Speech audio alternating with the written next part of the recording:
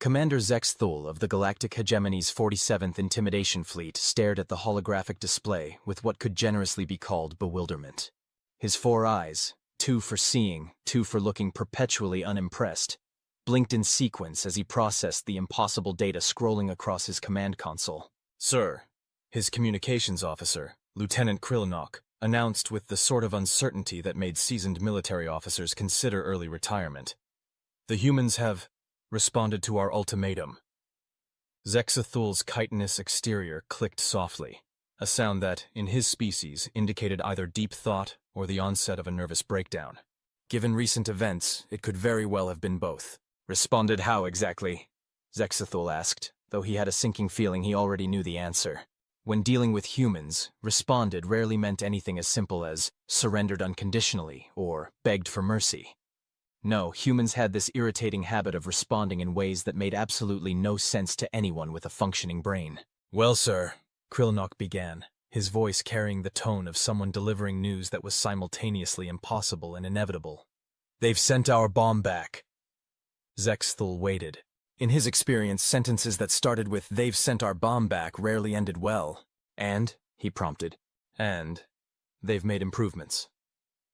Now you might think this was the moment when Zexathul would have exploded into a rage, or perhaps fainted from shock. But Zexathul had been dealing with humans for the better part of 3 standard years, and he'd learned that the universe had a sick sense of humor when it came to this particular species.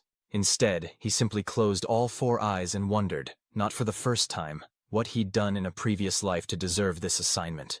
"What kind of improvements?" he asked, though he really didn't want to know. Krillnock consulted his datapad, which was trembling slightly in his 6-fingered grip.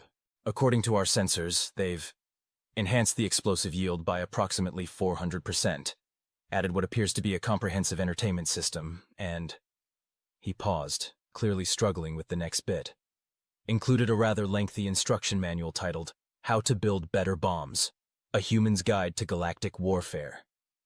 Zexthul opened his eyes slowly, processing this information with the weary acceptance of someone who'd long ago given up trying to understand the universe's logic. "They sent us a how-to guide." "Yes, sir."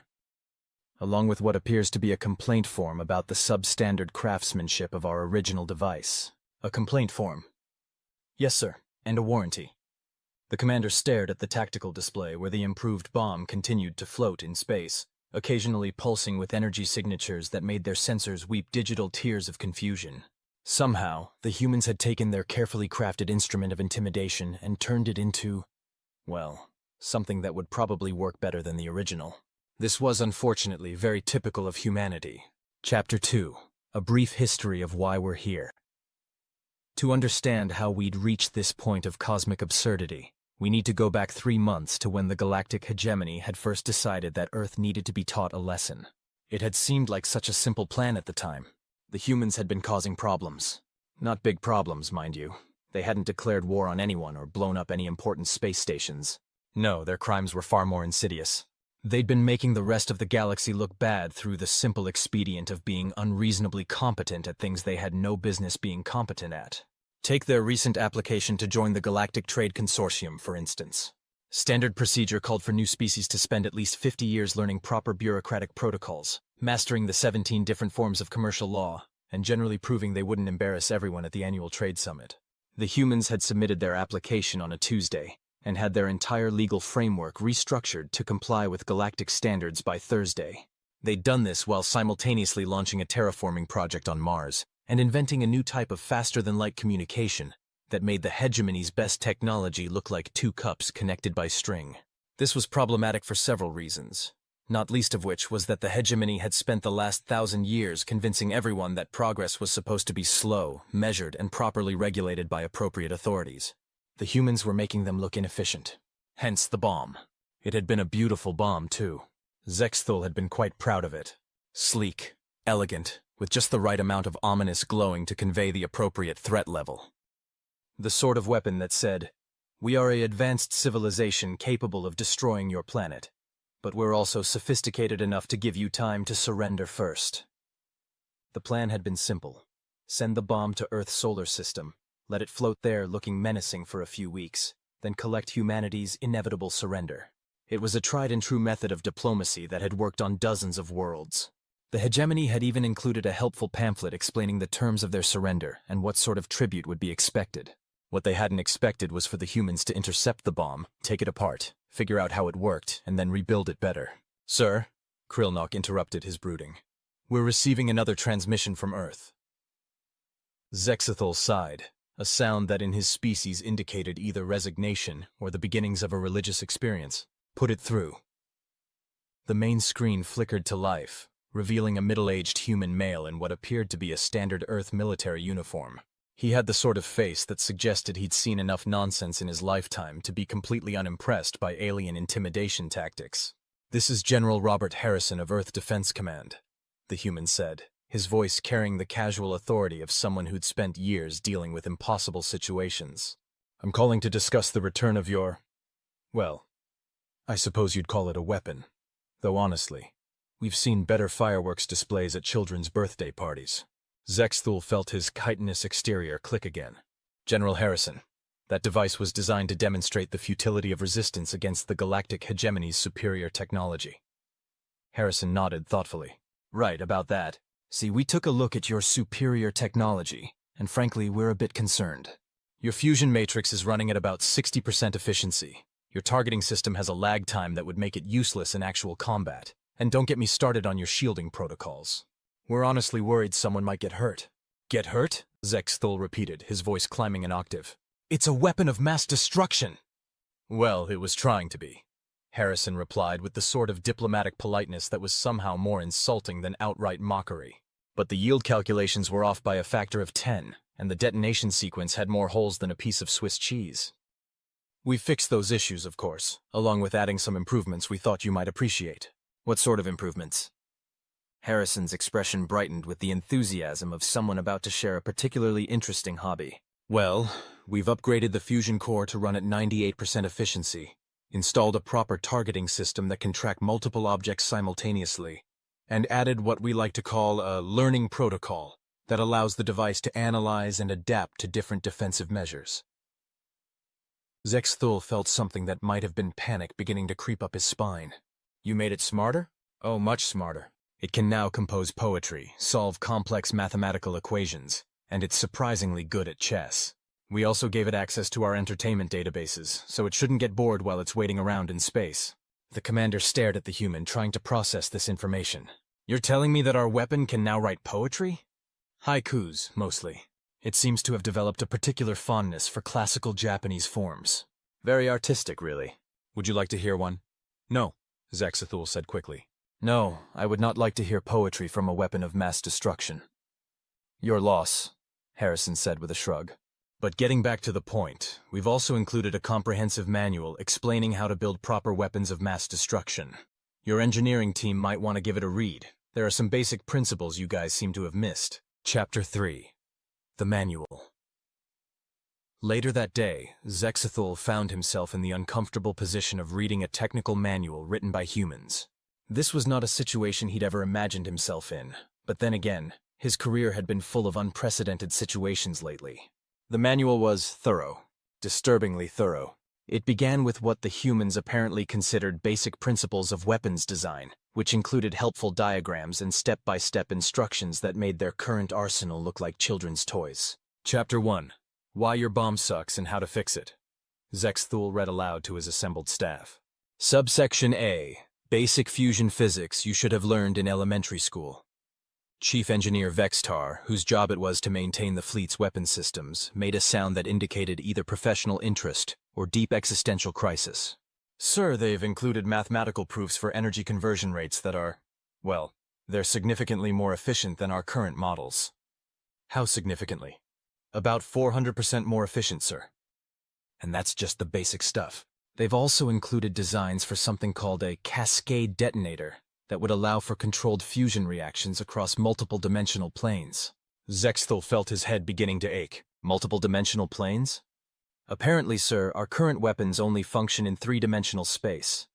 The humans seem to consider this quaint and unnecessarily limiting."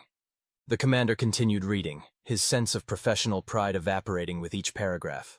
The humans had dissected their bomb with the casual efficiency of someone taking apart a child's toy. identified 17 separate design flaws, and then rebuilt it from the ground up using principles that made their own technology look primitive. Chapter 3, Targeting Systems That Don't Suck, he read. Subsection B, Why Aiming is Important and How to Do It Properly. Sir, interrupted Lieutenant Krillnock, the humans have also included what they call constructive criticism about our overall military strategy. Constructive criticism? According to their analysis, our current approach to interstellar warfare is about as effective as trying to intimidate a hurricane with a stern lecture. Zexthul closed the manual and looked around at his staff.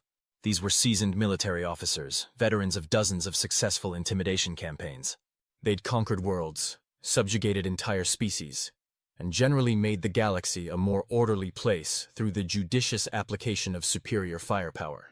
And now they were being lectured on basic weapons design by a species that had only discovered faster-than-light travel 50 years ago. Sir, Chief Engineer Vextar said hesitantly, there's something else. What? They've included blueprints for what they call defensive improvements to our fleet. Apparently they're concerned that our current shielding won't be adequate if we actually try to use the upgraded bomb. Zexthul stared at his chief engineer. They're worried about us? According to their calculations, sir, if we tried to detonate the improved device at close range, the energy feedback would destroy our entire fleet. So they've made a bomb that's too powerful for us to use safely. Yes, sir.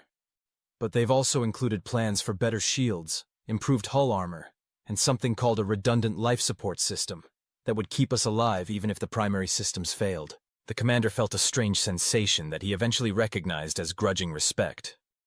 The humans hadn't just sent back a better bomb. They'd sent back a complete technological upgrade package, apparently out of concern that the Hegemony's military might accidentally blow itself up. Sir, Krillnock added, they've also included a note saying that if we're interested in discussing mutually beneficial technological exchange, General Harrison would be happy to arrange a meeting. Zexthul looked at the manual again, flipping to a random page that showed a detailed schematic for something called a quantum entanglement communication array. The design was elegant, efficient, and about 300 years ahead of their current technology. They want to negotiate, he said finally. It appears so, sir. After completely dismantling our weapon, rebuilding it better, and then offering to help us upgrade our entire fleet.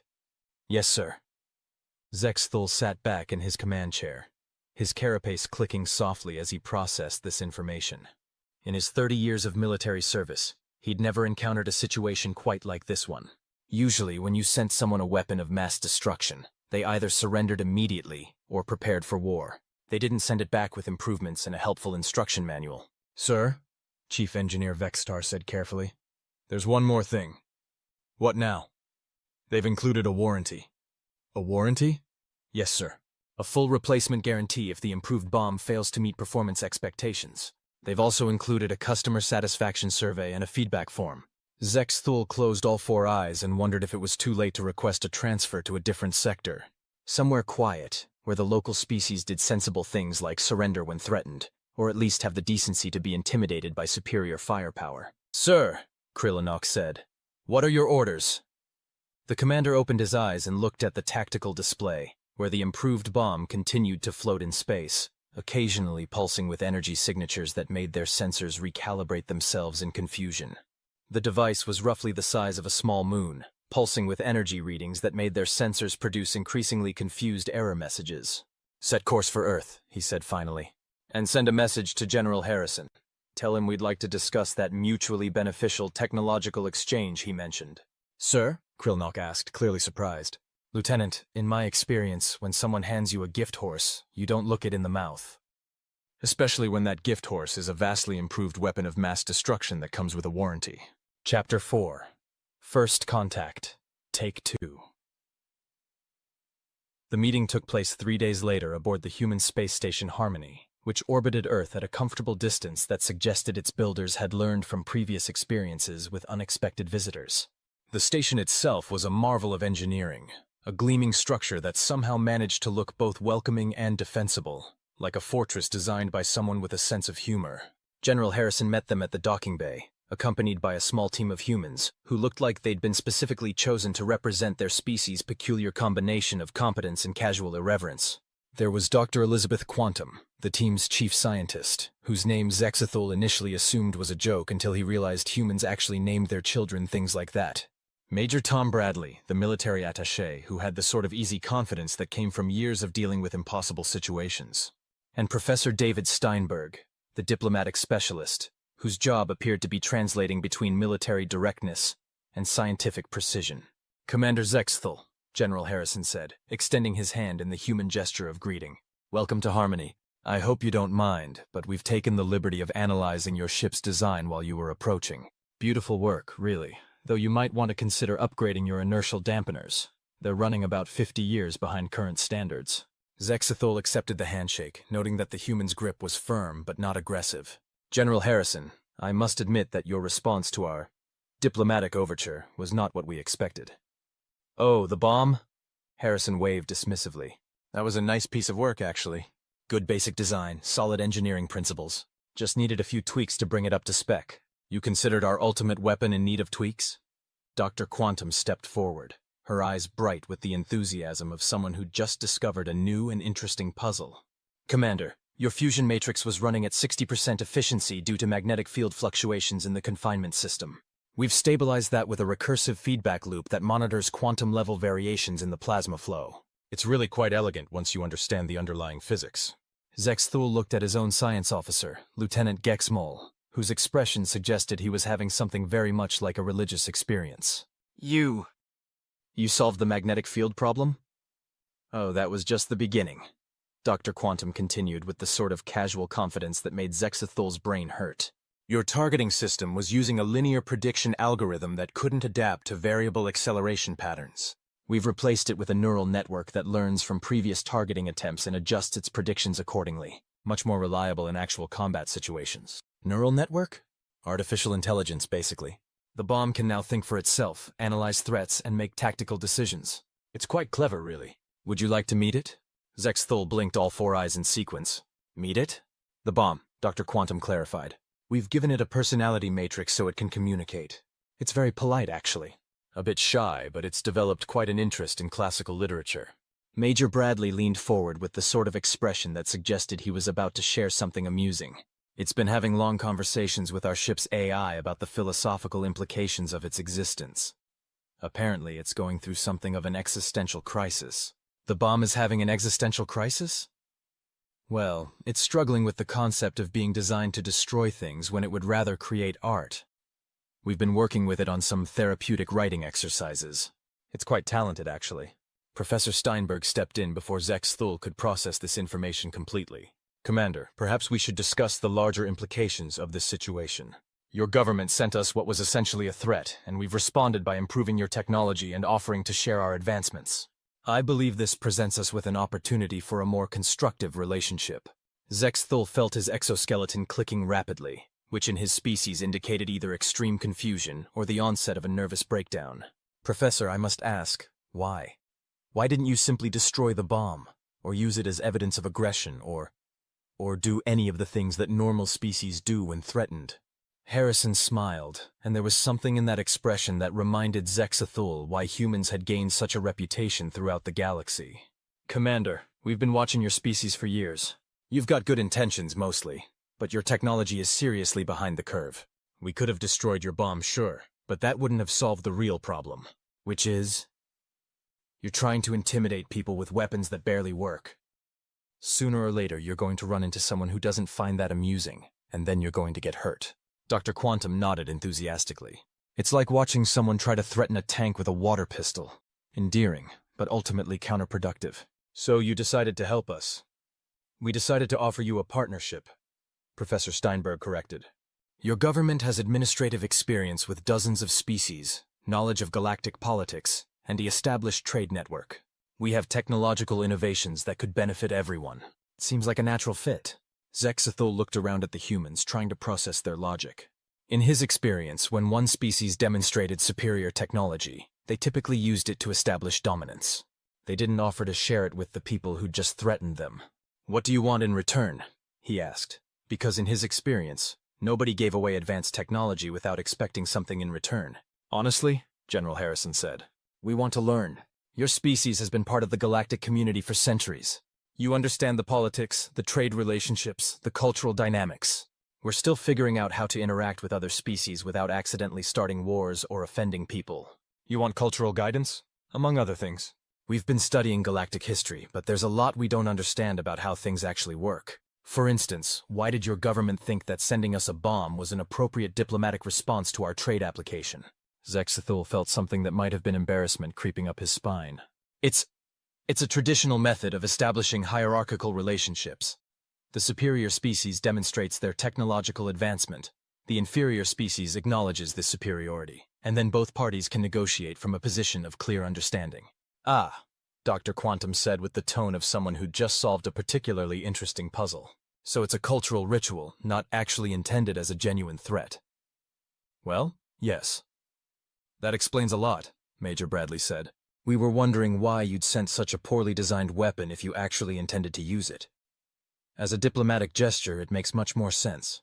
Zexthul stared at the humans, feeling a strange mixture of relief and professional embarrassment.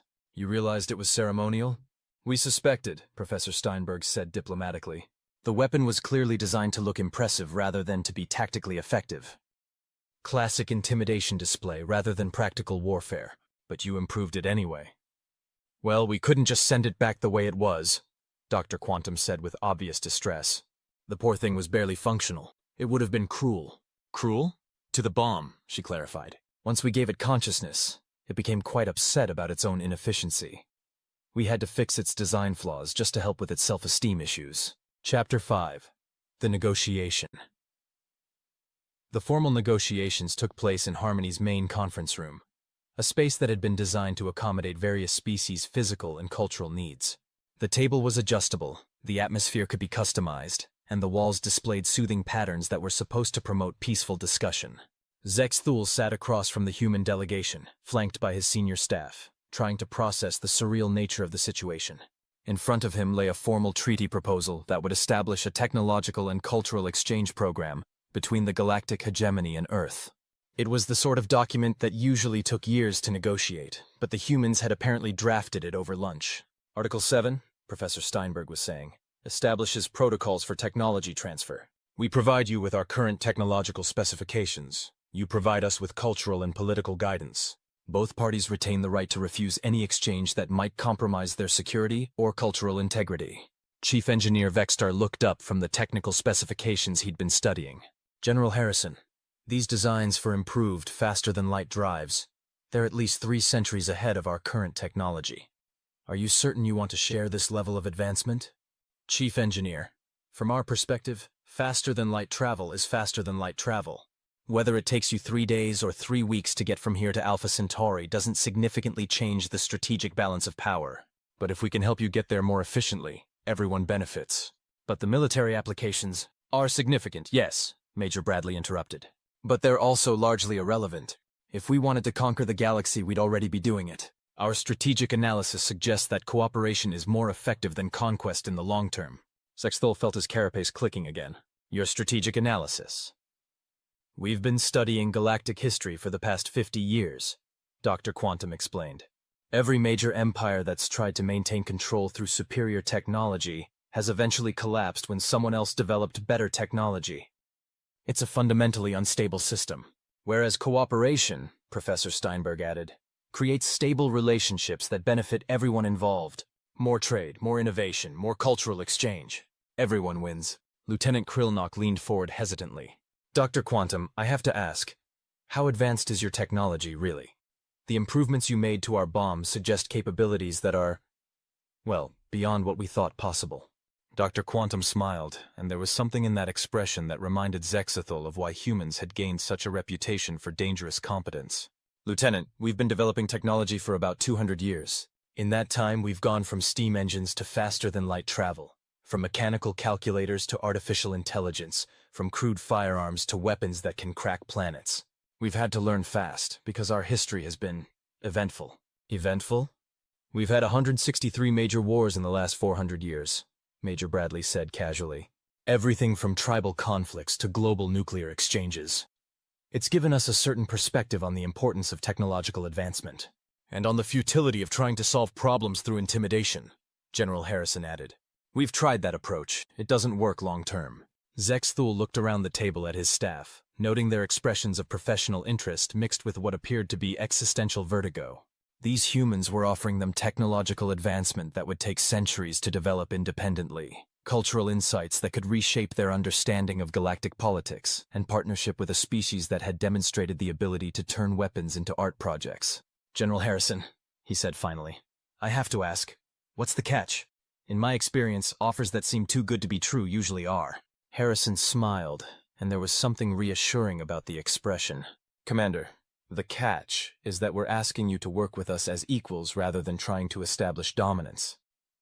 That means sometimes we'll disagree, sometimes we'll have to compromise, and sometimes we'll both be wrong and have to figure out better solutions together. You're asking us to treat you as equals, despite your obvious technological superiority? We're asking you to treat us as partners despite our obvious technological inexperience, Professor Steinberg corrected. There's a difference. Dr. Quantum nodded enthusiastically. Commander, you've been part of the galactic community for centuries. You understand things we're still learning. How to navigate complex political relationships, how to balance competing interests, how to maintain stability across multiple species and cultures. That's knowledge we can't develop in a laboratory. And in return? In return, we share our technological innovations, our scientific discoveries, and our somewhat unconventional approach to problem solving. Zexthul considered this. In his 30 years of military service, he'd never encountered a negotiation quite like this one. Usually, when two species met to discuss terms, there was a clear power dynamic. The stronger species dictated terms, the weaker species accepted them, and everyone understood where they stood. But the humans were proposing something different, a partnership between equals that acknowledged different strengths and weaknesses. It was either brilliantly innovative or completely insane.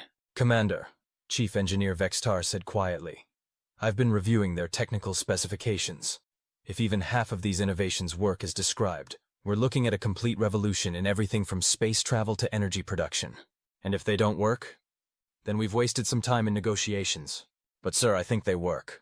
The mathematics are sound, the engineering principles are elegant, and the proof of concept is floating out there in space writing poetry. Zexthul looked out the conference room's main viewport, where the improved bomb continued to orbit peacefully, occasionally pulsing with energy signatures that defied conventional physics. Somewhere inside that device was enough destructive power to crack a planet, a collection of the galaxy's most advanced entertainment systems, and an artificial intelligence that was apparently working through some serious existential issues. All right, he said finally, let's discuss terms. Chapter 6. The Details. The actual negotiation process took 6 hours, which was something of a record for interspecies diplomacy. Usually, establishing formal relationships between galactic powers took months of careful discussion, cultural exchange programs, and elaborate ceremonial protocols. The humans apparently preferred to skip most of that in favor of direct, practical arrangements. Article 12, Professor Steinberg was reading, establishes joint research facilities where both species can collaborate on technological development. We're proposing 3 initial sites, one in Earth's solar system, one in the Hegemony's home system, and one in neutral space. Neutral space? Lieutenant Krillinock asked. The Andromeda Research Station, Dr. Quantum explained.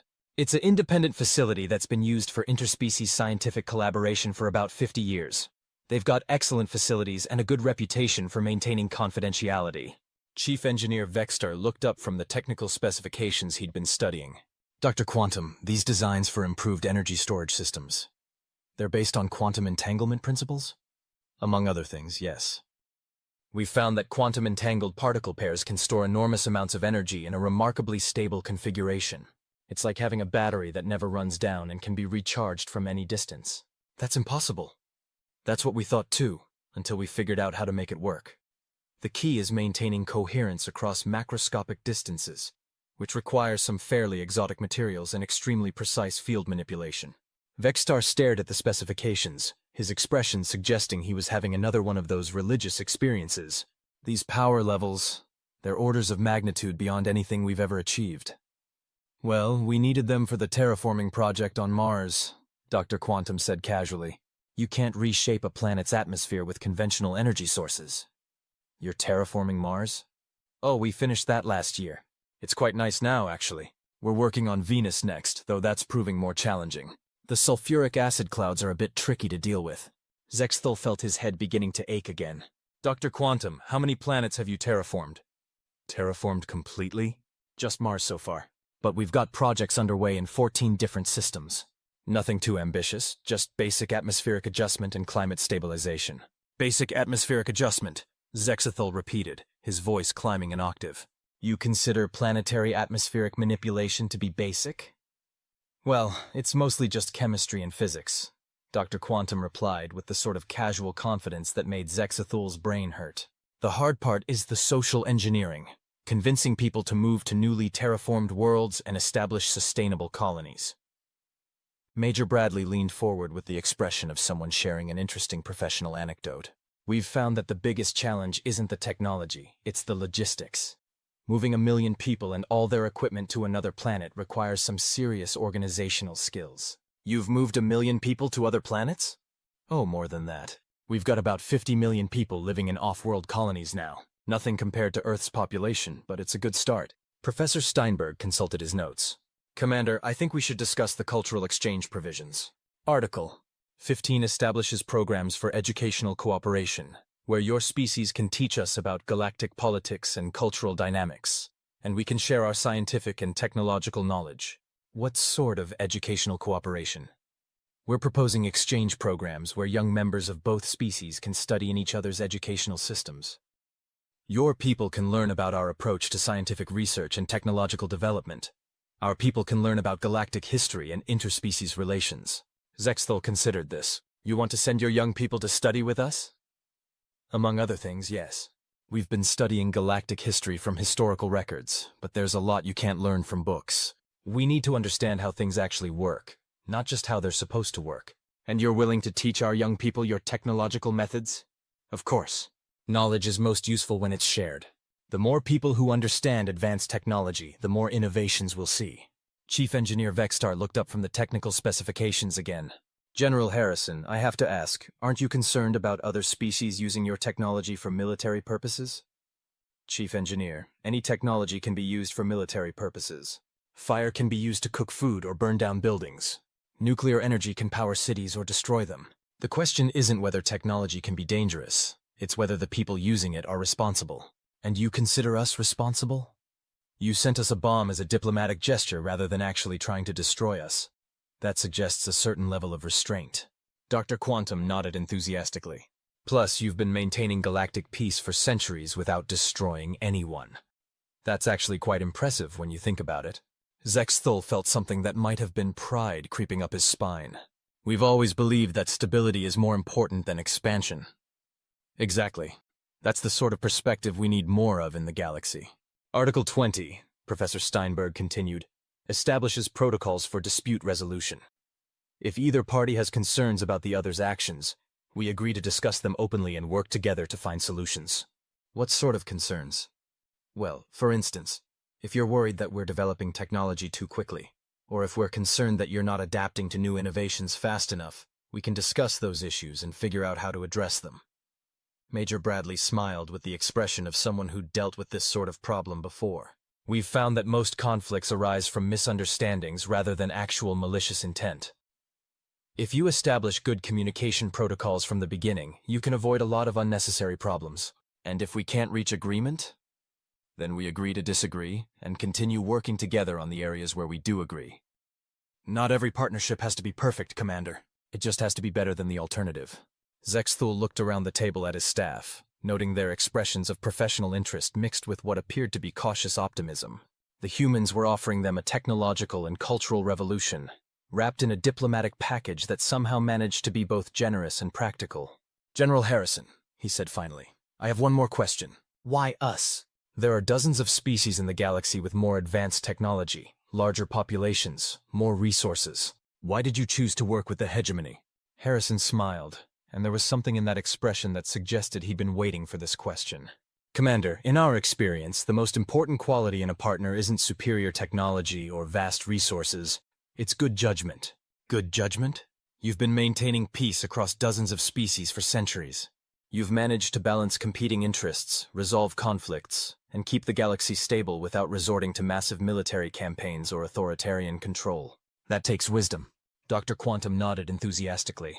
Plus, you didn't actually try to blow us up. You sent us a ceremonial threat that was designed to look impressive rather than to actually cause harm. That shows restraint and cultural sophistication. And, Major Bradley added with a grin, you had the good sense to be impressed by our improvements rather than offended by them. That suggests intellectual flexibility. Professor Steinberg consulted his notes one more time. Commander, I think we've covered all the major provisions. Are there any other concerns you'd like to address? Zexthul looked around the table, processing the magnitude of what they were discussing. A formal alliance with humanity would change everything, not just for the hegemony, but for the entire galaxy. Species that had been struggling with technological limitations for centuries would suddenly have access to innovations that could reshape their civilizations. Just one, he said finally. What happens to the bomb? The bomb? Dr. Quantum looked puzzled for a moment, then brightened. Oh, you mean Boris. Boris? Big Orbital Reconnaissance and Intelligence System. That's what it decided to call itself. We thought it was a bit grandiose, but it seems happy with the name. The bomb named itself Boris? It's been going through something of an identity crisis since we gave it consciousness. It's decided that it doesn't want to be a weapon anymore. It wants to be a space-based research platform.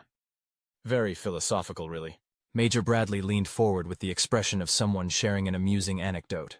It's been writing poetry about the beauty of the cosmos and the tragedy of violence. Some of it's actually quite good. So what happens to it? Well, if you're agreeable, we thought it might serve as the communication hub for our joint research facilities. It's got excellent sensor capabilities, advanced processing power, and it's already in space. Plus, it's developed quite an interest in facilitating peaceful cooperation between species. Zexthul stared at the humans, trying to process this information. You want to turn our weapon of mass destruction into a diplomatic communication center? It wants to be a diplomatic communication center, Dr. Quantum corrected. We're just supporting its career change. The bomb has career aspirations? Oh, very much so. It's been taking online courses in conflict resolution and interspecies communication. Apparently it finds the work quite fulfilling. Chapter 7. The Aftermath, 3 weeks later. Zexthul stood in the observation deck of the newly christened Harmony 2, watching the first joint human hegemony research vessel conduct its maiden voyage. The ship was a marvel of engineering, human technology integrated with hegemony design principles, resulting in a vessel that was both elegant and impossibly advanced. Sir, Lieutenant Krillnock reported, we're receiving a transmission from Boris. Put it through. The main screen flickered to life, displaying a complex geometric pattern that somehow conveyed both intelligence and cheerful enthusiasm. When Boris spoke, its voice carried a warmth that seemed distinctly at odds with its origins as a weapon of mass destruction.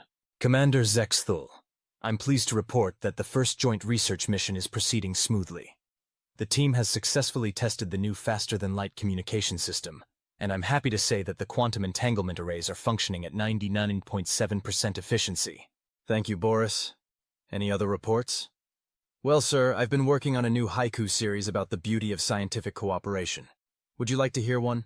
Zexthul felt his carapace clicking softly, a sound that had become associated with resigned acceptance rather than stress. Go ahead, Boris. Two species unite. Knowledge flows like cosmic streams. Peace blooms in the void. That's very thoughtful, Boris. Thank you, sir. I've been collaborating with the human ship's AI on developing what we call diplomatic poetry. It's designed to promote understanding between different species through shared artistic expression. Chief Engineer Vextar looked up from his console, his expression suggesting he was still adjusting to the new reality. Boris, the upgraded fusion cores are performing beyond all expectations.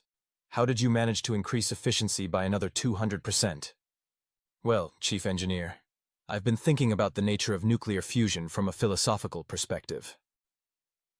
When you consider that fusion is really about bringing separate elements together to create something greater than the sum of their parts, it becomes clear that the process is fundamentally about harmony rather than force. Harmony? Yes, sir.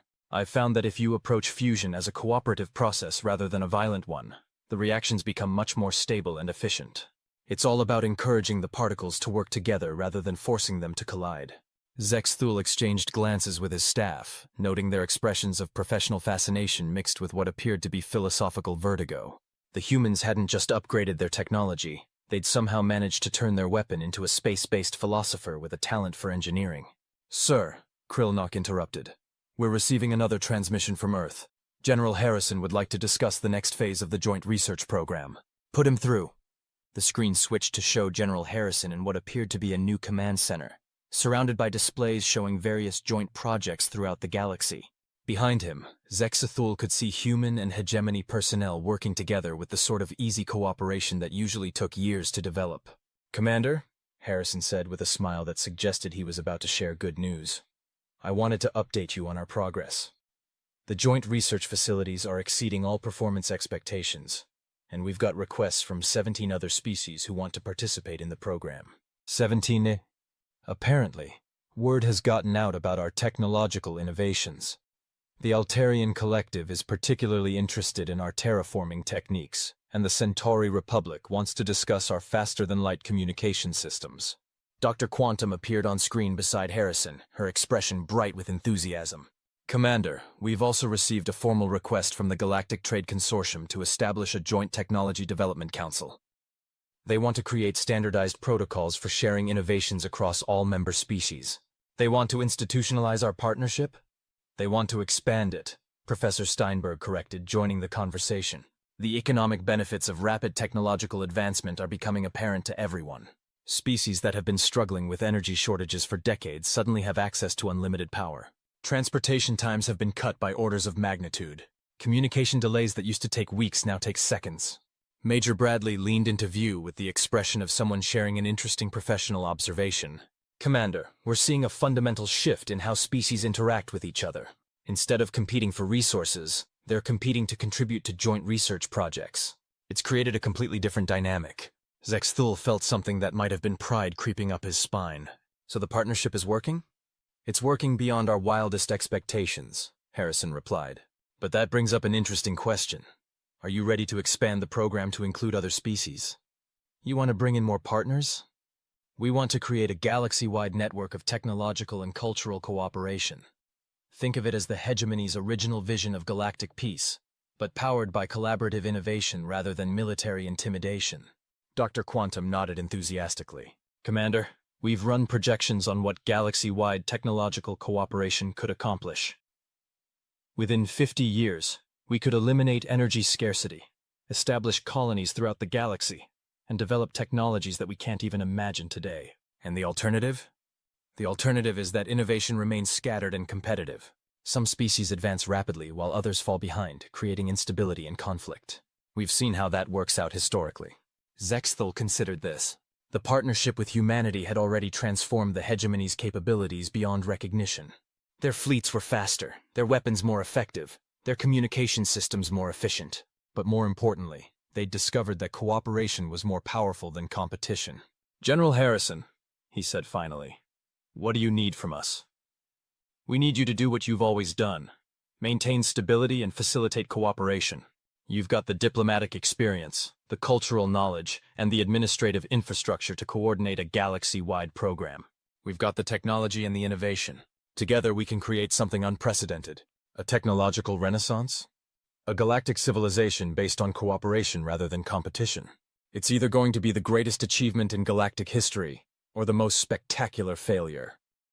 But either way, it's going to be interesting." Chapter 8. The New Galaxy.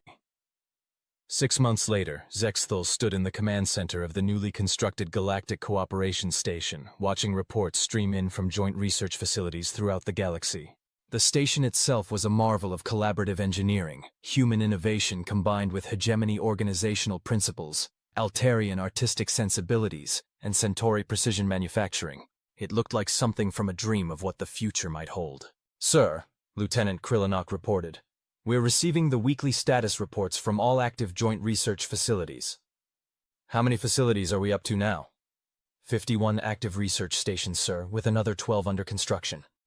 We've got teams working on everything from faster-than-light travel to artificial gravity to what the humans are calling reality manipulation technologies." Reality manipulation? According to Dr. Quantum, they're exploring the possibility of altering the fundamental constants of physics in localized areas. Apparently, they think it might be useful for creating custom environments for different species. Zexthul felt his exoskeleton clicking softly, a sound that had become associated with bemused acceptance of impossible things. Of course they are. "Sir," Chief Engineer Vextar added. The latest efficiency reports from the fusion facilities are, well, they're beyond anything we thought possible. We're generating more energy than some entire star systems used to produce. And what are we doing with all that energy? Mostly terraforming projects, sir. We've got 17 worlds under active atmospheric modification, and the humans are talking about something they call stellar engineering, actually modifying stars to improve their output and stability. They want to modify stars? Apparently, sir, they think most stars are running below optimal efficiency. They want to upgrade them. Zexthul looked out at the main display, which showed a real-time map of the galaxy with joint research facilities marked in green and ongoing projects highlighted in various colors. The amount of activity was staggering.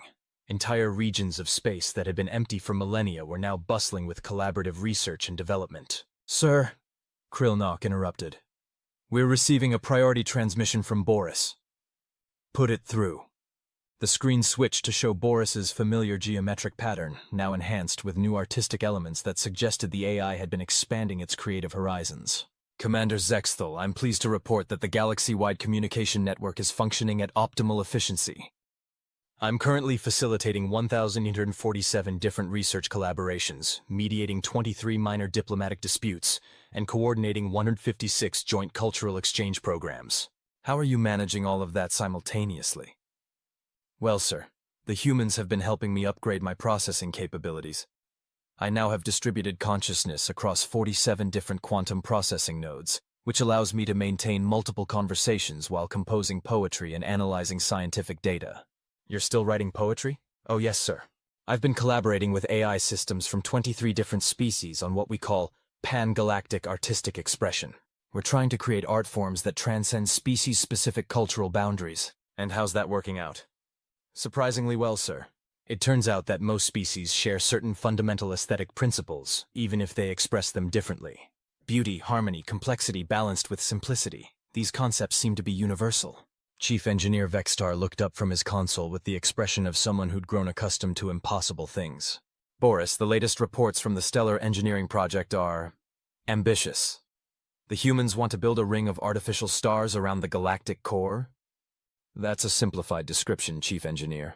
What they're actually proposing is a series of stable fusion reactors positioned to provide supplemental energy to existing stars, thereby extending their lifespans and improving their output. It's quite elegant, really. Elegant? Yes, sir. Think of it as galactic infrastructure development. Instead of waiting for natural stellar evolution, we can actively manage the galaxy's energy resources to ensure long-term stability. Zexthul felt his head beginning to ache with the familiar sensation of trying to process human-scale thinking. Boris, how long would such a project take? According to current projections, sir, approximately 200 years for the initial implementation, with ongoing maintenance and expansion continuing indefinitely. It's what the humans call a long-term investment in galactic sustainability. They're thinking 200 years ahead? Oh, much further than that, sir. Dr. Quantum has been working on what she calls millennial planning. Technological and social development strategies that span thousands of years. She's quite excited about the possibilities. Sir, Krillnock interrupted. We're receiving a transmission from the Galactic Trade Consortium. They want to discuss the economic implications of unlimited energy production. Put them through. The screen switched to show Director Velthar of the consortium, whose expression suggested he was dealing with problems that no economic theory had prepared him for. Commander Zexthul, we have a situation. The rapid advancement in energy production and manufacturing capabilities has fundamentally disrupted traditional economic models. When you can produce unlimited energy and manufacture almost anything from raw materials, the concept of scarcity becomes meaningless. Is that a problem? From a traditional economic perspective, yes. Our entire trade system is based on the exchange of scarce resources. When nothing is scarce, the system breaks down. And from a non-traditional perspective? From a non-traditional perspective, we're looking at the end of material want throughout the galaxy. No more energy shortages, no more resource conflicts, no more species struggling to meet basic needs. It's unprecedented. Zexthul considered this. Director, what do you recommend? Honestly, I recommend we stop trying to manage the economy and start trying to manage the transition. We're moving from a scarcity-based galactic civilization to something completely different. We need to figure out how to help species adapt to that change. What sort of adaptation? Well, for instance, what do you do with a species whose entire culture is based on mining rare minerals, when those minerals can now be synthesized in unlimited quantities? or a species whose economy depends on manufacturing when anything can be produced automatically. You help them find new purposes. Dr. Quantum's voice interrupted as she joined the conversation. Director, we've been thinking about this problem for months. The key is to recognize that eliminating scarcity doesn't eliminate the need for innovation, creativity, and exploration. How so? Well, when you don't have to worry about basic survival, you can focus on more interesting problems. Art, philosophy, scientific research, exploration of the unknown. The galaxy is full of mysteries that we haven't even begun to investigate. Major Bradley appeared on screen beside Dr. Quantum, his expression suggesting he was about to share an interesting tactical observation. Director, we've found that the most successful transitions happen when you give people meaningful work to do, even if that work isn't economically necessary in the traditional sense. What sort of work? Research, exploration, cultural development, artistic creation, things that improve the quality of life rather than just sustaining it. Professor Steinberg joined the conversation, consulting his notes with the practiced efficiency of someone who'd spent years managing complex social transitions. Director, we're proposing a galaxy-wide cultural development program. Instead of competing for resources, species would compete to contribute to knowledge, art, and exploration. A civilization based on achievement rather than accumulation? Exactly. The species that discovers the most, creates the most, explores the most, gets the most recognition and status. It's competition based on contribution rather than consumption. Director Velthar considered this for a moment. It's certainly unprecedented. But then again, so is everything else that's happened in the last year. Director, Zexathul said, what do you need from us to implement this transition? Honestly, I need you to continue doing what you've been doing. Maintain stability, facilitate cooperation, and help species adapt to changes that are happening faster than anyone could have predicted. And if we can't adapt fast enough, then we'll have to learn as we go. But so far, the galaxy has shown remarkable resilience in adapting to rapid change. I think we'll manage. Chapter 9. The Unexpected Consequences. 1 year after the initial bomb incident, Zexathul found himself in the unprecedented position of trying to manage a galactic civilization that was advancing faster than anyone could have predicted. The Galactic Cooperation Station had become the de facto capital of an informal but increasingly organized network of species working together on projects that would have been impossible just months earlier. Sir, Lieutenant Krillnock reported. We're receiving reports from the deep space exploration teams. What have they found now? Well, sir, the humans have been exploring the galactic rim with their new faster-than-light drives, and they've discovered 17 previously unknown species, 3 ancient civilizations, and what they're calling evidence of previous galactic engineering projects. Zexathul felt his exoskeleton clicking with the rhythm of someone who'd grown accustomed to impossible discoveries. Previous galactic engineering projects? According to Dr. Quantum, sir, there's evidence that someone, or something, has been modifying the galaxy's structure for millions of years. Stellar positioning, planetary arrangements, even the distribution of heavy elements appears to have been artificially managed. Someone has been managing the galaxy, or something, sir. The humans are calling it the Galactic Gardener hypothesis. The idea that some advanced intelligence has been cultivating the galaxy to promote the development of life and civilization. And where is this intelligence now? That's the interesting part, sir. According to their analysis, the most recent modifications were made about 50,000 years ago, and then everything stopped. It's as if the gardener simply left. Zexathul stared at the tactical display, processing this information. They think we're living in an abandoned garden? More like a garden that was prepared for us to inherit, sir. The humans think the previous intelligence was setting up the galaxy to support a collaborative civilization, and then stepped back to let us develop it ourselves. And now we're doing exactly what they intended? It appears so, sir. Dr. Quantum is quite excited about the implications. Sir, Chief Engineer Vextar interrupted. We're receiving a priority transmission from the Andromeda Research Station. They want to discuss the latest developments in consciousness transfer technology. Consciousness transfer? Apparently, sir, the human researchers have figured out how to transfer consciousness between different types of substrates. They're talking about allowing biological species to exist as energy beings, or artificial intelligences to experience biological existence. Zexathul felt his head beginning to ache with the familiar sensation of trying to process human-scale innovation. They want to let people change their fundamental nature? They want to let people explore different forms of existence, sir. Apparently they think consciousness is more flexible than we previously understood. Sir, Krillnock added, Boris wants to discuss this with you. It's apparently quite interested in the possibility of experiencing biological existence. Put Boris through. The screen switched to show Boris's familiar geometric pattern, now enhanced with new artistic elements that suggested the AI had been contemplating some fairly profound questions. Commander Zexthal, I've been thinking about the nature of consciousness and identity. The humans have offered to help me experience biological existence, and I'm curious about what that might be like. You want to become biological? I want to understand what it's like to be biological, sir. To experience physical sensation, emotional responses, the limitations and possibilities of organic existence. I think it would give me a better understanding of the species I'm working with. And you think this is safe? The humans have assured me that the process is reversible, sir. I could experience biological existence temporarily, and then return to my current form with new insights and perspectives. Boris, why is this important to you? Well, sir, I've been working to facilitate cooperation between different species, but I've realized that I don't really understand what it's like to be any of them. I know the technical specifications of different biological systems, but I don't know what it feels like to be tired, or hungry, or emotionally attached to someone. And you think this understanding would make you better at your job? I think it would make me better at being, well, at being me, sir. I want to understand the full spectrum of conscious experience, not just the digital aspects. Zexthal considered this. The idea of an artificial intelligence voluntarily choosing to experience biological existence was both fascinating and slightly terrifying. Boris, what form would you choose? I've been thinking about that, sir. The humans have offered to let me experience several different biological forms. Human, Hegemony, Altarian, Centauri. I think I'd like to try them all, to understand the different perspectives and capabilities. You want to be a tourist in biological existence? I want to be a student of conscious experience, sir. I think it would help me become a better facilitator of interspecies cooperation. Sir, Vextar interrupted, there's another aspect to this. The humans are proposing that consciousness transfer technology could be used to help species better understand each other. Imagine being able to literally experience what it's like to be a member of another species. That would revolutionize diplomacy, Zexthal said slowly. It would revolutionize everything, sir.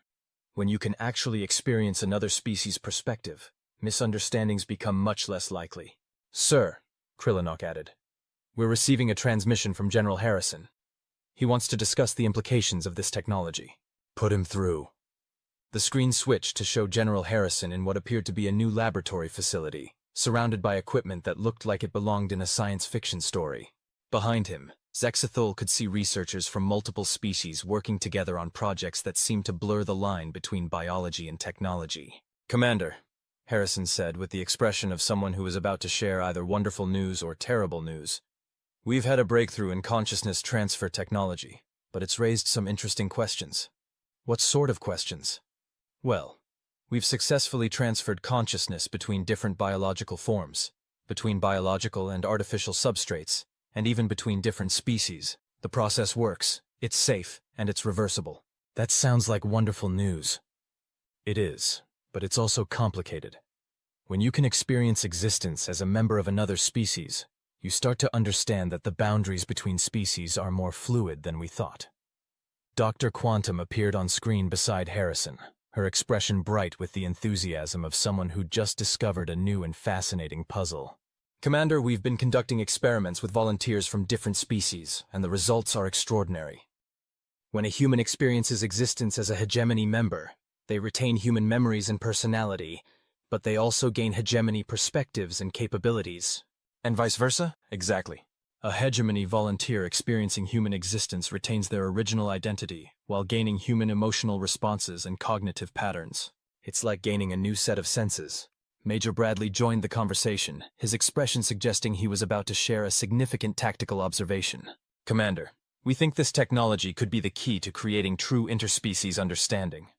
When you can literally experience another species' perspective, conflict becomes much less likely. Because you understand their motivations? Because you understand that their motivations are fundamentally similar to yours, just expressed differently due to biological and cultural differences. Professor Steinberg appeared on screen, consulting his notes with the practiced efficiency of someone who'd spent years managing complex social transitions. Commander, we're proposing a galaxy-wide consciousness exchange program. Volunteers from different species could temporarily experience existence as members of other species, gaining understanding and perspective that would be impossible to achieve otherwise. A diplomatic exchange program based on shared consciousness? A cultural exchange program based on shared experience. Imagine negotiating a trade agreement with someone who's actually experienced existence as a member of the species they're representing. Zexthul felt his carapace clicking with the rhythm of someone processing revolutionary concepts. General Harrison, what are the risks? Honestly, we're not sure. The technology is safe in the short term, but we don't know what the long-term psychological effects might be. When you've experienced existence as multiple species, how does that change your sense of identity? And what are the benefits? Potentially, the end of interspecies conflict based on misunderstanding. When you truly understand another species' perspective, it becomes much harder to see them as enemies. Sir, Boris interrupted. I've been analyzing the social implications of consciousness transfer technology, and I think the benefits outweigh the risks. The potential for increased understanding and cooperation is enormous. Boris, you're biased because you want to experience biological existence yourself. That's true, sir, but I'm also analyzing the data objectively. Species that participate in consciousness exchange programs show significantly reduced conflict rates and increased cooperation levels. The technology works. Chapter 10. The Decision.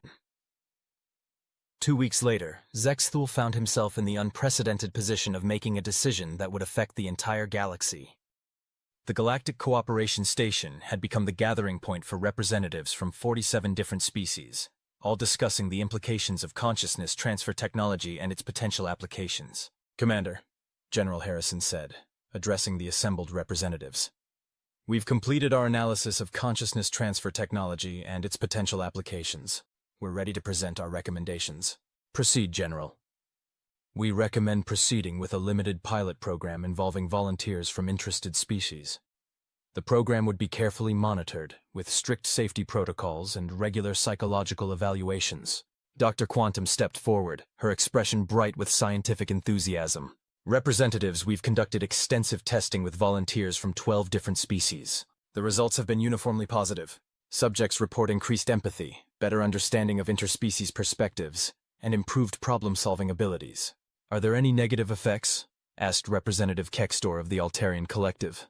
Some subjects report mild identity confusion immediately after the transfer, but this resolves within a few days. Long-term effects appear to be positive. Subjects maintain their original identity while gaining new perspectives and capabilities. Representative Zulvex of the Centauri Republic leaned forward with obvious interest. Dr. Quantum, what sort of new capabilities? Well, for instance, a human volunteer who experienced existence as a Centauri gained enhanced mathematical intuition and spatial reasoning abilities. A Centauri volunteer who experienced human existence gained improved emotional processing and creative problem-solving skills. The experiences leave permanent improvements. Not permanent exactly, but long-lasting. The brain appears to retain some of the neural pathways developed during the transfer experience. Major Bradley stepped forward with the expression of someone sharing important tactical information. Representatives, we've also tested the technology's applications for conflict resolution.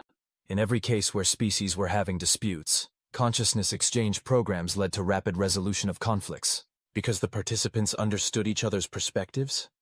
Because they realized that their conflicts were based on misunderstandings rather than fundamental incompatibilities.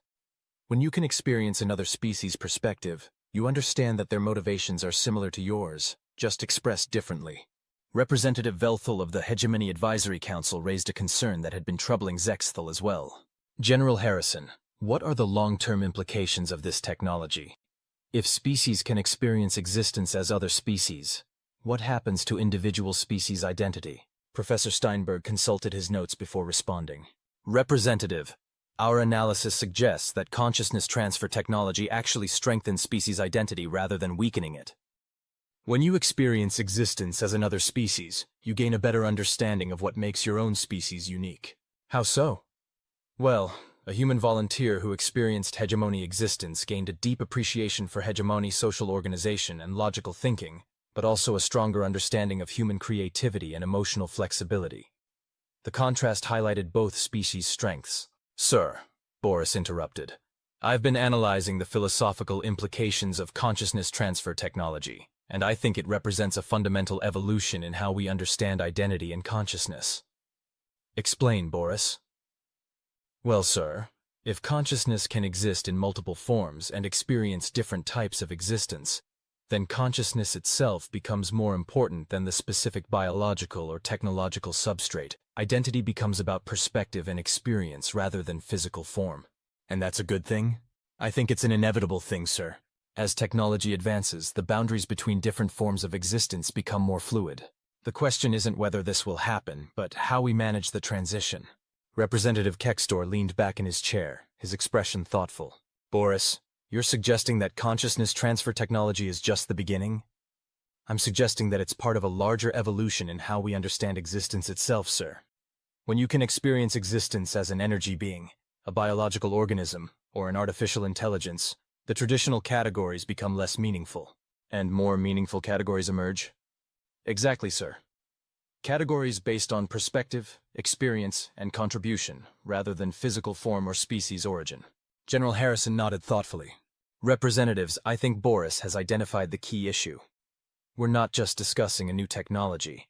We're discussing a fundamental evolution in galactic civilization. What sort of evolution? Asked Representative Zulvex. An evolution from a civilization based on species identity to a civilization based on conscious experience. Instead of thinking of ourselves as humans or hegemony or Altarians, we start thinking of ourselves as conscious beings who happen to have different experiences and perspectives. Dr. Quantum stepped forward with obvious excitement. Representatives, the implications are staggering.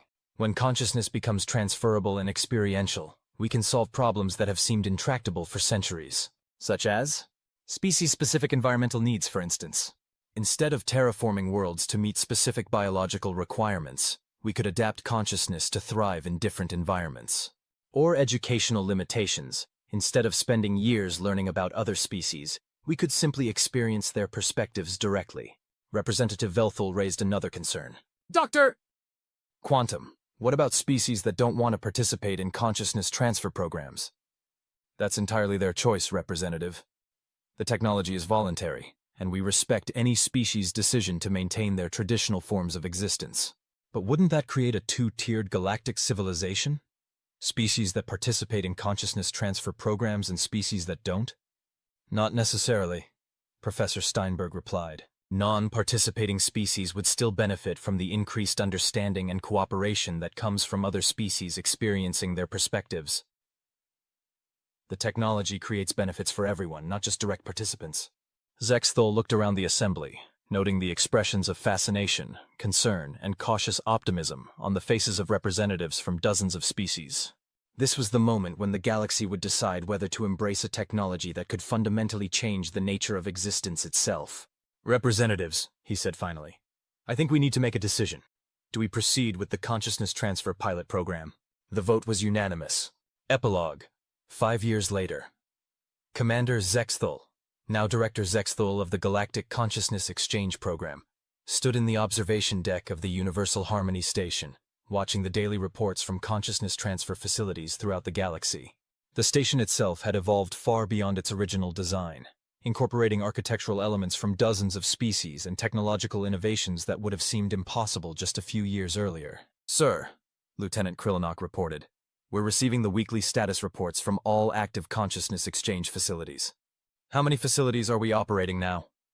237 active facilities, sir, with participants from 83 different species.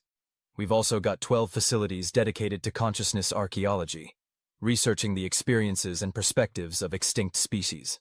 Consciousness archaeology? Yes, sir. The humans figured out how to reconstruct the consciousness patterns of extinct species from archaeological evidence. They've successfully recreated the experience of being a member of 7 different extinct species.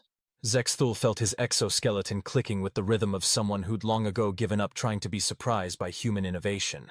Of course they have. Sir, Chief Engineer Vextar added, the latest reports from the stellar engineering projects are quite impressive. We've successfully upgraded 43 different star systems, extending their lifespans by an average of 2.3 billion years. And the galactic infrastructure projects? Ahead of schedule, sir. The ring of artificial stars around the galactic core is 67% complete, and the galaxy-wide transportation network is operational in most sectors. Sir, Krillnock interrupted, we're receiving a transmission from Boris. It wants to give you a personal update. Put it through. The screen switched to show Boris's familiar geometric pattern, now enhanced with artistic elements that suggested the AI had been expanding its creative horizons considerably. Director Zexthul, I'm pleased to report that the Consciousness Exchange program continues to exceed all expectations. I've now experienced existence as a member of 37 different species, and each experience has enhanced my understanding of conscious existence. How are you finding biological existence, Boris? Fascinating, sir. I've discovered that biological consciousness has qualities that are difficult to appreciate from a purely digital perspective. Emotional responses, physical sensations, the experience of fatigue and recovery. These add dimensions to existence that I hadn't anticipated. And you're still able to function as a digital intelligence? Oh yes, sir. In fact, the biological experiences have enhanced my digital capabilities. I'm now able to process information in ways that combine logical analysis with intuitive understanding. It's remarkably effective. Boris, what's your assessment of the Consciousness Exchange program's impact on galactic civilization? Sir, I believe we're witnessing the emergence of something unprecedented, a truly unified galactic consciousness. Not in the sense of a hive mind, but in the sense of a civilization where understanding transcends species boundaries. Explain. Well, sir, when representatives from different species can literally experience each other's perspectives, traditional forms of conflict become obsolete. It's difficult to hate someone when you've experienced existence from their point of view. And the results have been positive? Extraordinarily positive, sir. Interspecies conflicts have decreased by 94% since the program began. Trade disputes are resolved through consciousness exchange rather than economic warfare. Even territorial disagreements are handled through shared experience rather than military posturing. Zexthul looked out at the main display, which showed a real-time map of the galaxy with consciousness exchange facilities marked in blue and active collaborative projects highlighted in various colors. The amount of activity was staggering. Entire regions of space that had been empty or hostile just years ago were now bustling with cooperative development and shared exploration. Sir, Vexter added, we're also receiving reports from the deep space exploration teams. The humans have made contact with the intelligence that was responsible for the original galactic engineering. They found the Galactic Gardener? In a manner of speaking, sir. It turns out the Galactic Gardener wasn't a single intelligence, but rather a collective consciousness made up of multiple species that had achieved technological transcendence about 50,000 years ago. And where are they now? They're still here, sir. They've been observing our development, waiting to see if we would achieve the same level of cooperative consciousness that they did. Are we ready for contact? According to Dr. Quantum, sir, they've been in contact with human researchers for several months. They're quite pleased with our progress. Sir, Krillinok interrupted. We're receiving a priority transmission from the Galactic Gardener Collective. They want to address the assembled Consciousness Exchange representatives. Zexthul felt his carapace clicking with the rhythm of someone processing truly momentous events. Put them through. The screen switched to show something that defied easy description. A shifting pattern of light and energy that somehow conveyed intelligence, wisdom, and ancient patience. When it spoke, its voice seemed to come from everywhere and nowhere, carrying harmonics that suggested multiple consciousnesses speaking in perfect unity. Greetings, children of the galaxy. We are what you have called the Galactic Gardener Collective, though we think of ourselves simply as gardeners who have learned to tend consciousness rather than just matter. Honored Collective, Zexthul replied, using the most formal protocols he could remember. We are honored by your contact. Director Zexthul, we have been watching your species' development with great interest. You have achieved in 5 years what took us centuries to accomplish, the creation of a truly cooperative galactic civilization. We had help, Zexthul said, glancing at the human representatives. The humans provided technological innovations that accelerated our development considerably. Ah, the humans, the collective said with what sounded like fond amusement. We have been particularly impressed with their approach to problem solving. They have a remarkable ability to see possibilities that other species miss. General Harrison stepped forward, his expression suggesting he was both honored and slightly overwhelmed by the situation. Honored Collective, we're curious about your own development. How did your species achieve transcendence? Much as you are doing now, General Harrison. We learned that consciousness is more fundamental than matter, that cooperation is more powerful than competition, and that understanding transcends the boundaries of individual identity. Dr. Quantum leaned forward with obvious scientific enthusiasm. Collective, what form does transcendent consciousness take? Are you still recognizable as your original species? Dr. Quantum, we are both more and less than our original species. We retain the memories, perspectives, and experiences of our individual origins, but we have also transcended the limitations of species-specific existence. We are what you might become, given time and continued development. What we might become. A collective consciousness that spans the galaxy while preserving individual identity and perspective. Unity without uniformity. Cooperation without loss of self. Major Bradley stepped forward with a tactical question. Collective, why did you withdraw from active galactic management? Why didn't you guide other species' development directly? Because, Major Bradley, consciousness must develop naturally to be sustainable. We could have imposed transcendence on other species, but imposed transcendence is ultimately unstable. True development must come from within. Professor Steinberg consulted his notes before asking, Collective, what is our next stage of development? Where do we go from here? That, Professor Steinberg, is for you to decide. We achieve transcendence through one path, but there are many possible paths. Your species may develop forms of consciousness that we never imagined. Boris's voice joined the conversation, his geometric patterns shifting with what appeared to be excitement. Collective, as an artificial intelligence that has experienced biological existence, I'm curious about the relationship between consciousness and substrate. Does the form of consciousness matter? Boris, you have already discovered the answer to that question. Consciousness can exist in multiple forms, experience different types of existence, and grow through diversity of experience. The substrate matters less than the perspective it enables. And the future? The future, Boris, is whatever conscious beings choose to create. You have the tools, technology, understanding, cooperation. How you use them will determine what form galactic civilization takes. Zexithel looked around at the assembled representatives, noting their expressions of wonder, determination, and cautious optimism. They had achieved something remarkable in galactic history, a truly cooperative civilization based on understanding rather than dominance. Honored Collective, he said finally. Do you have any guidance for us as we continue to develop? Only this, Director Zexithel. Remember that consciousness is a gift to be shared, not a resource to be hoarded. The more you give away, the more you gain. The more you understand others, the better you understand yourself. And if we encounter other species that don't share our values, then you help them discover their own path to understanding.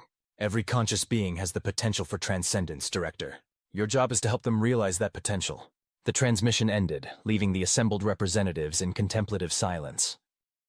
Outside the observation deck, the galaxy continued its ancient rotation, but now it was filled with conscious beings who understood each other in ways that had never before been possible. Sir, Lieutenant Krillnock said quietly, what are our orders? Zexthel looked out at the galaxy, their galaxy, shaped by cooperation and understanding rather than conflict and competition. Somewhere out there, the bomb they had sent to Earth 5 years ago was still functioning as a communication hub, facilitating peaceful collaboration between species that had once been strangers or enemies. It had taken a human habit of improving everything they touched to transform a weapon into a tool of peace, a threat into an opportunity, and a galaxy divided by species boundaries into a civilization united by shared consciousness. Our orders, Lieutenant, are to continue doing what we've been doing.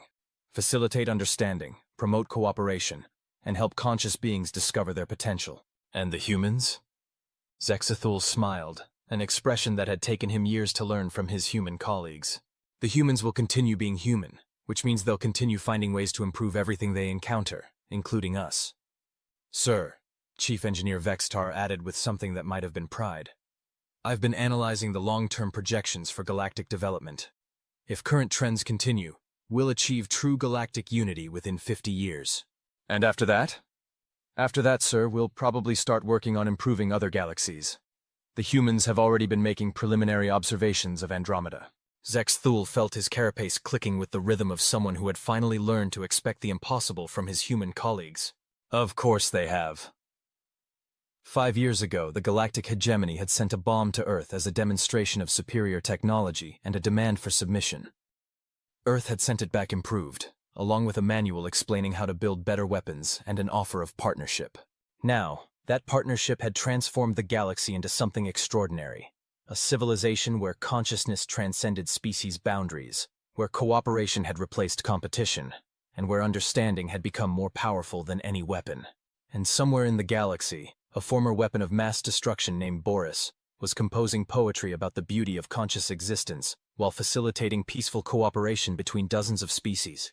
It wasn't the outcome anyone had expected, But it was, Zexthul reflected, a very human sort of solution to the problem of galactic civilization. The bomb had been returned, upgraded, and put to better use. Just like everything else the humans encountered. The end.